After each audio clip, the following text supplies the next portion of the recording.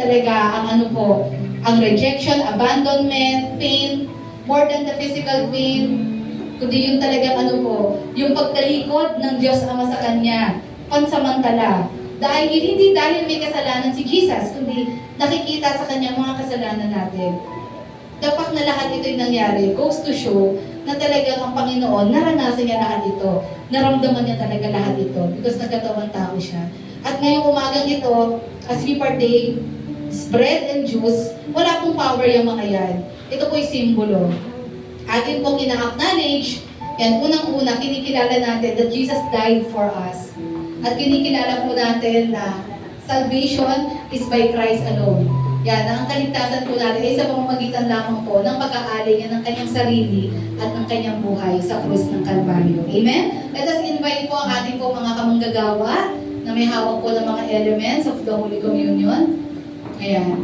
So, sabi nga din po doon, no, hindi na po ni Jesus, just like yung mga animals na every year they have to die. Hindi na po necessary yun. Because yung offering ni Jesus is sapat na para bigyan tayo ng eternal salvation. Amen? So itong ginagawa natin, we're just inaalala na lang, ginugunita na lang natin ang ginawa ng Panginoon.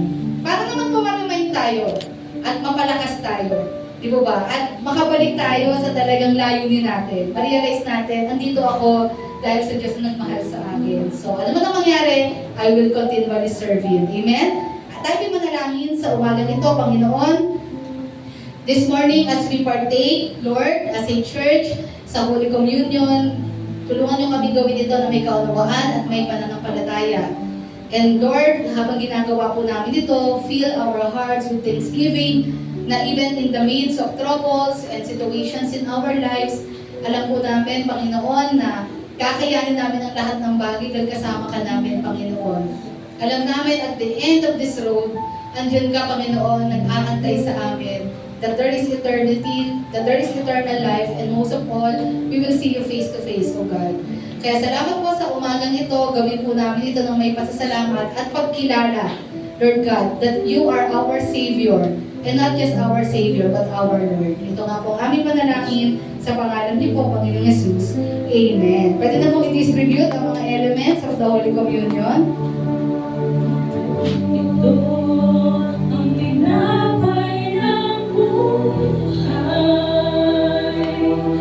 kanin mo, makibahagi.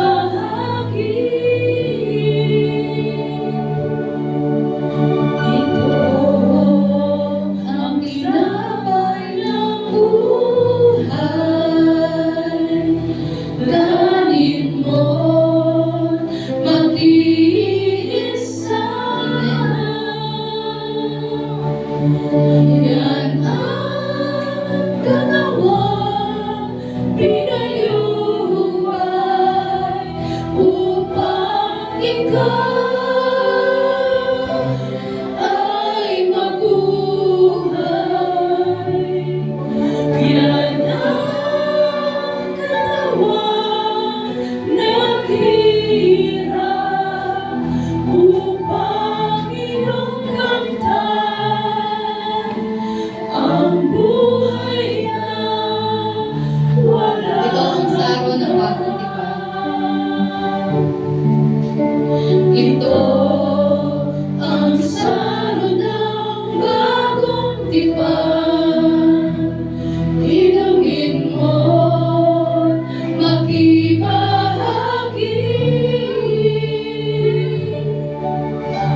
Ito ang saro ng bagong tipan.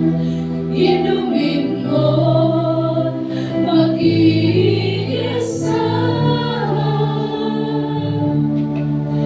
Yan ang dugong dumana upang ikaw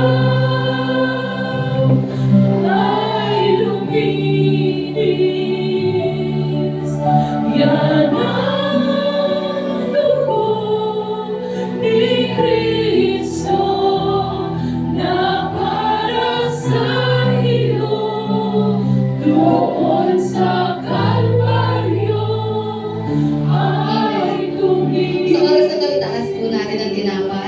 symbolizing the body of Christ. For I received from the Lord what I also delivered to you, that the Lord Jesus, on the night when he was betrayed, took bread. And when he had given thanks, he broke it and said, "This is my body, which is for you. Do this in remembrance of me." Ako'y manalangin, Panginoon, habang nakataas po ang mga tinapay, sumisimbolo ng iyong katawang na bayubay sa krus ng Kalbaryo, amin po, Lord God, i-reclaim ang iyong pong kagalingan sa aming pong mga buhay. Indeed, as your word says, by your wounds we are healed. Lord, kami po, Panginoon, ay pinagaling na po, pinalaya, Lord God, pinawalang sala mo sa kasalanan. Upang ang kasalanan ay wala na pong kapangyarihan sa aming mga buhay. Sa pamamagitan ng mga sugat at latay mo, Lord God, ang kasalanan po ay hindi na po makakapaghari pa sa aming mga buhay. Kaya salamat po, Lord, we claim your salvation sa aming pong mga buhay. Sa pangalan niyo po, Panginoon Jesus, kainin po natin ang may pasasalamat. At sa oras na ito, itaas po natin ang juice na sumisimbolo po ng banal na dugo ng Panginoon. In the same way, also, he took the cup after supper, saying, "This cup is the new covenant in my blood. Do this as often as you drink it in remembrance of me." Tayo manalangin, Panginoon, habang nakataas po ang juice, symbolizing your most precious blood shed on the cross of Calvary. Indeed, sa pamamagitan po ng pagdanap ng iyong mga dugo, kami po ay nakaroon ng kalinisan, Panginoon. Thank you, Lord God, for cleansing us sa aming mga kasalanan, at salamat din sa sanctifying power mo na patuloy na nagtutuwid, nag-aayos ng buhay na ito upang magbigay kaluguran sa inyo. As we drink of this juice, Lord, amin pong inaalala, Panginoon, Lord God, na kami po ay hindi na pong nilinis, Panginoon, sa pamamagitan ng iyong banal na dugo, sa aming pagtanggap sa inyo, Panginoong Jesus. Maraming salamat po. Sa iyo po namin tinataas ang lahat. In Jesus' mighty name, Amen. Inumin po natin ang may pasasalamat. Let us pray. Thank you, Lord, sa umagang ito na kami po as a church ay nakibahagi po sa ordinansang ito. Patuloy namin kinikilala ang iyong pagliligtas, that we are nothing apart from you. Kinikilala namin, Panginoon, that the fullness of life na aming nararanasan and the victory is all because of you. And we continually claim it sa aming pong mga buhay. Help us to live the life na nagbibigay ng kaluguran sa inyo. Maraming salamat po. Ito ang aming panalangin in Jesus' mighty name. Amen! Palakpakan natin ang Lord and let us declare victory sa umaga.